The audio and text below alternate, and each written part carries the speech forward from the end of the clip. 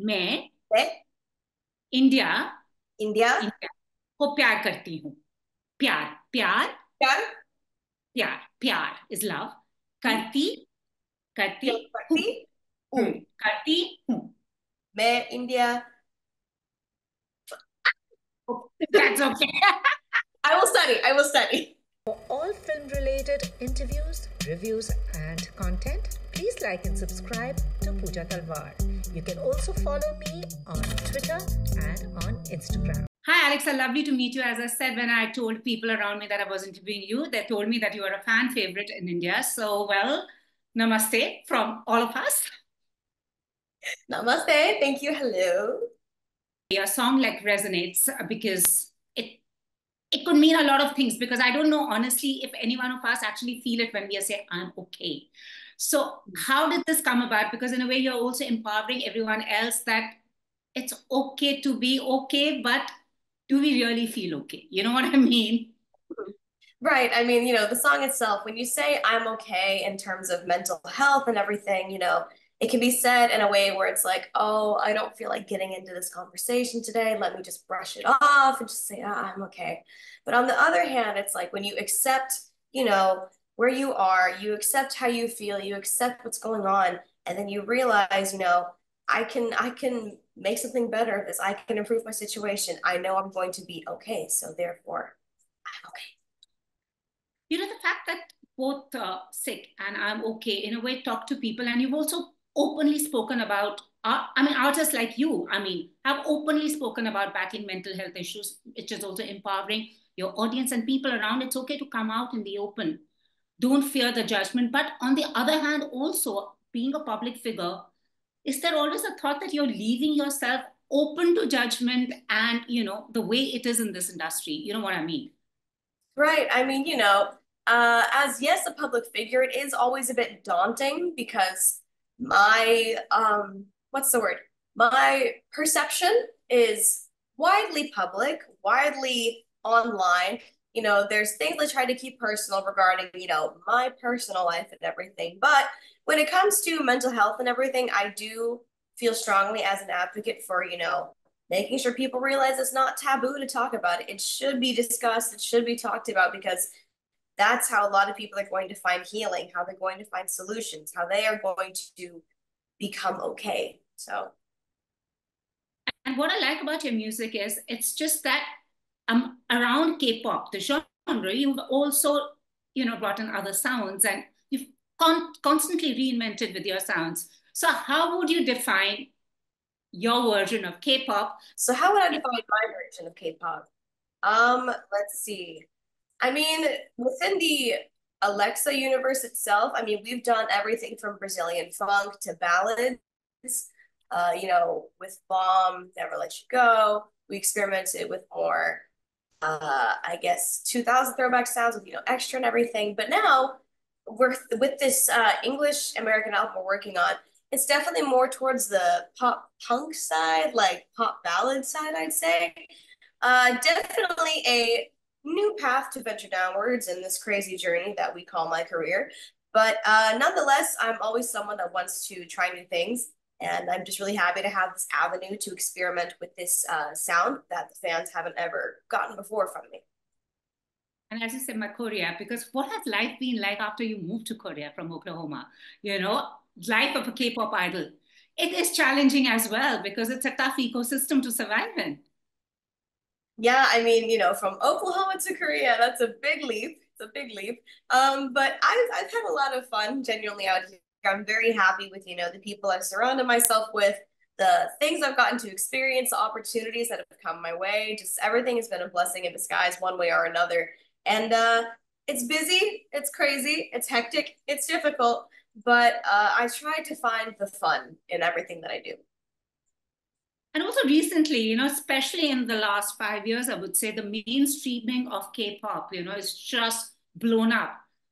When you started, and do you see a difference? And what do you think is the reason that everyone seems to be like humming along and dancing to K-pop? Yeah, that's the crazy thing because when I think back as to when I was like a young adult, like an early teenager at like 12, 13 years old, discovering K-pop back in like 2008, so well over a decade and a half ago. It's so crazy. Of course, it was like a global thing that was happening. People knew about it across many countries all over the world, but it just wasn't as big. It wasn't as mainstream, to be redundant, as it is today. Because I mean, we live in the digital era, the technological era. So, there's so much social media that can help with like the widespread like growth of K-pop as something that's become such a worldwide phenomenon, dare I say, because everything you want to know, everything you can learn is just literally in the palm of your hand in a smartphone, which is insane. But as an artist perspective, from 2019 to now, the K-pop scene has just gotten very young. Everyone's very young, and I feel very old. No, not at all. But I know what you mean because with the fifth generation of K-pop idols coming in, the little kids, I mean, honestly, I salute them, the kind of effort and everything. But how tough is it really to survive in this industry? Because everyone sees the glamour, no one sees the hard work that goes in. And also the fact, the thing is there's so much of pressure. How do you deal with it personally? Because, as an artist, an independent artist, it's a tough one to survive. I mean, I'm fortunate enough to have surrounded myself with a handful of really good, close, trustworthy friends in the industry. Because I mean, at the end of the day, yes, I am a solo artist, but a lot of idols go through similar experiences, if not the exact same thing, at least once or twice here or there on the journey. So it's just nice to have people that I can turn to, that I can have fellowship with, that I can confide in whenever things are really difficult for me. And then they can provide, insight from their own situations that they've experienced firsthand and be like, hey, you're not alone in this. We're here to support you because we've been through what you've been through. We understand how you're thinking and you're going to get through it because we did, obviously. So it's just, yeah, times are hard sometimes, but having good friends really, really helps the situation. Also one sees the scrutiny on public figures. I don't mean idols, I mean actors as well, public figures. How does one that deal with it and how do you deal with it? Because you just open yourself to anything. I mean, they say if you do it, you're damned. If you don't do it, you're damned. So it's literally. Exactly. I mean, there is that saying that, no publicity is bad publicity, which I'm not sure if I agree with.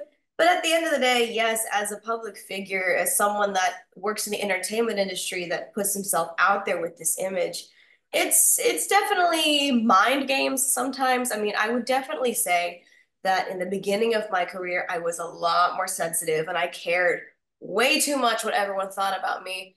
But I think it just comes with experience, time, and dare I say, age. I've genuinely stopped catering to the negativity. Like it's there. I can't do anything about it, but I'm living my life. I'm living my dream. I'm happy doing my job. I'm sorry that someone else is upset with their life, feels the need to take it out on someone they don't even know online. That's just the perspective I take on it. I, truly feel that. I also feel that, they should cut the public figures some slack because it happens in India also. It's social media. I want to ask your relationship with social media. You just put up the JOMO post, the joy of missing out. When do you actually feel JOMO'd? Joe mode. When do I feel Joe mode? See, that's the thing. Because the ironic thing about releasing this song is I am a huge extrovert. I love going out. I love being with friends. I love being with people. But at the same time, looping back to mental health, if I'm not in a great, mindset and my friends are like, hey, we're gonna go grab a drink, we're gonna go like eat together, you should come. If I'm not in the greatest mindset, you know what? I take solace in being just by myself. I'm happy being home alone for the moment because I need time to collect my thoughts. I guess that is when I truly feel the Jomos. Awesome. Also, the fact is you bring in, I mean, I would say you are a global artist because, you bring a bit of America, you bring a bit of Korea, you performed here in India, you're drawing from others. How would you define yourself as an artist in a word? I mean, if I would say, AleXa, define yourself. Oh man, yeah. Yeah, I guess the title of global artist is best suited for this current chapter of where I am in my career. Because yeah, I mean, I did, I moved to Korea, started as a K-pop idol, and then now I've got like, an American manager, an American label I'm with too, and we're expanding to the West. And yeah, I've performed everywhere from India to Singapore to New Zealand, and I'm going to Germany in like a month. So yeah, I guess global artist is a good title. And also in America, the fact that you are American as well, because, but the thing is also, I'm sure you must have been in that state where you're not American enough for the Americans and you're not Korean enough for the Koreans, that. But Yes. I think that also is your USP, I would say, that defines you because you blend in both. Thank you. I appreciate that. But yeah, there were a lot of times growing up and moving here where it's like, you know, not just like with the nationality being American, but also because I am mixed. My dad is, white, my mom is the Korean parent. So a lot of mixed people, regardless of what they're mixed with, can probably relate. You feel like you're never connected enough to this culture, but you don't look enough like your other half. And so it's always this duality that's like battling. It's like, oh, will I ever be accepted on either side of the spectrum? But at the end of the day, I'm just content with being me and I accept myself for that. So, That is so important. But as you said, that comes with experience and age because a lot of youngsters who come in are seeking validation, and that social media, you're just seeking validation from strangers, right. and saying, well, yeah. So, what's your relationship with social media, if I may ask? Because with artists, it's like you have to be seen. There is a specifically curated image. What is it for you? How important is image for you? Yeah, it's wild that, this job as like an artist, as an idol revolves so much about social media presence. Like it revolves around that so much. I mean, I'm on social media for, maybe a couple hours a day, but nothing ever extreme. It's like, and when I say I'm on for a couple hours a day, I mean when I get home at night and then I'm like doom scrolling on Twitter or on TikTok or whatever. I'm not really actively looking or checking things during the day typically, but I look at things. I like things that are funny. I like things that are entertaining. I like cooking videos because I can't cook. But when it comes to like, if there's a negativity like garnered towards me online, I don't look at it. There's so much more love and positivity and support to focus on than to worry about one person who decided to be angry on the internet for a day. Absolutely. So, what have been your musical influences while growing up, if I may ask? Because there's American music, English music, and there's Korean as well. So, it's a beautiful blend. So, who have been your very strong musical influences for that matter? That's the very interesting thing because I realized, from debut until now, anytime I've asked this question, it's like there are so many artists that I loved and looked up to as a kid and like young adult, but like their music is not at all what I emulate in my career. Like I'm a huge David Bowie fan. I love like Frankie Valli and the Four Seasons. I love Donna Summer. I love Whitney Houston. I love a bunch of 80s like hair metal bands like Twisted Sister. But I London. K-pop artist, so I don't know how that fits in. But I think it's just mainly the element of like glamour and aura and like stage presence that these people have, like specifically with like David Bowie or Twisted Sister, like Kiss, even, they always had these extreme appearances and like these really zany concepts and just how they presented themselves. And that's something I've always looked up to as a fellow creative. You said Donna Summer, and I kept thinking, I Feel Love. It's my all-time favorite. I've got Blondie on. I mean, love 80s music myself, you know. So that's, and also, I also, there's something that I've been noticing. I want to ask you this. It's a lot of K-pop artists we see they've been performing in America. It's as if you're seeking validation from them. Then we get upset when they're snubbed at the award ceremony. What would you want to say? Because the thing is, they're loved globally. It's just American music is not what they need to seek validation from.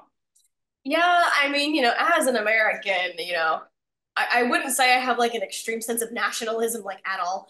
But I mean, I understand where, like I guess the K-pop or like even like, other industries that are not of American uh roots might like find where they put America on a pedestal and they're like, oh, we need to succeed in America. America's so important. I mean, if you want to get technical with like economically, sure, I get it. But when it comes to an audience, like there's an entire planet of people, there's an entire globe, there's so many countries. And like with K-pop specifically, I know there's a huge demographic in like Brazil, huge demographic in India, huge demographic in Indonesia, in Germany. It's like America is a great place to target, but I feel like so many other fans around the world get neglected just because, a lot of K-pop is just so America centered. Yeah. So This is going to win you a lot of brownie points from all fans, especially in India. Okay, now ask you questions related to your song, Bomb. Which was that bomb moment in your life? Bomb, when you felt you had dropped a bomb. When I dropped the bomb. I would say when I was told that I was going to debut. Because the thing is, as you stated earlier, I did perform in India 3 times before I debuted. I went to New Delhi and Mumbai. I think it was Mumbai I went to 2 times. But those performances were basically like a test from my company to see, how I handle myself in front of a crowd on stage. Can I command an audience? Like, is there potential for me as a performer, as an idol in the future? And I'll never forget coming back from India and hearing that I will be debuting. And I was like, oh, wow, this is going to be life altering, earth shattering. This is going to change everything. So that moment itself, I think, is when the metaphorical bomb dropped. And that kind of was the catalyst to, change my whole life, start my career. No wonder you are an Indian fan favorite. We love you because there seems to be a little vibe here. Revolution. Rebel with a cause or rebel without a cause? Which one are you? Rebel with a cause. Cool. Do or die. When was that do or die moment? When was that do or die moment? Oh my goodness gracious, when was it? I've had so many. Oh boy. Oh boy. I think the biggest do or die moments for me are always my first stage when I have a comeback. Back when I was really active in promoting, it's that first stage on a music show. It's like, oh my gosh, I'm so nervous. This is my new song. I have to do well. Oh my God, I'm scared. But no, do it. Do or die. You have to do it. Do well. So yeah. Awesome. Wonderland. Which was that Wonderland defining moment, which you actually thought was I'm in Wonderland? I mean, again, I've had the incredible opportunity and like blessings to perform all over the globe, as I stated earlier. But I will say, this past year when I was going on my first leg of my new slash current tour, I don't know what to call it really. I had the opportunity to perform in a really big local venue back in my hometown, and it was basically sold out. It was packed all the way to the back, all the way to the sides. It was just such a miraculous and just wonderful moment. So Awesome. I can well imagine. And lastly, as we wrap up, since you've been familiar with India and have been a visitor, and you are a fan favorite, as I repeat again, any Indian artists that you would love to collaborate with or whose music you've enjoyed and. oh boy, oh boy, oh boy, oh boy. I mean, I feel like I always loop back to this, but that's just because it's honest. I remember the track from Gully Boy. That really sticks out to me, specifically the track that's a collab with, even though she's American, but Rajakumari. I think she's such, like, pardon my French, she's badass. I think she's really cool. So that'd be a really fun collab someday. Wonderful. So can we expect you in India anytime soon? I would really hope so, actually. Fingers crossed. I would definitely like to go back to India very soon.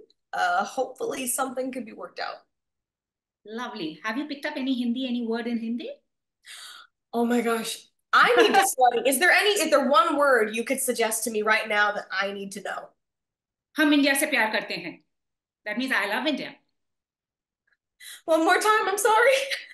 हम मैं मैं मैं मैं India India India को प्यार करती हूँ. प्यार प्यार प्यार प्यार प्यार is love. करती करती हूँ. करती हूँ करती हूँ. मैं India Oh, that's okay. I will study. That's okay. Thank you so much. All the very best. Lovely chatting with you, and just keep being you. Thank you very much. I Thank appreciate you so it. much. If you've liked this interview, please like, share, and subscribe. Follow me on Twitter and Instagram.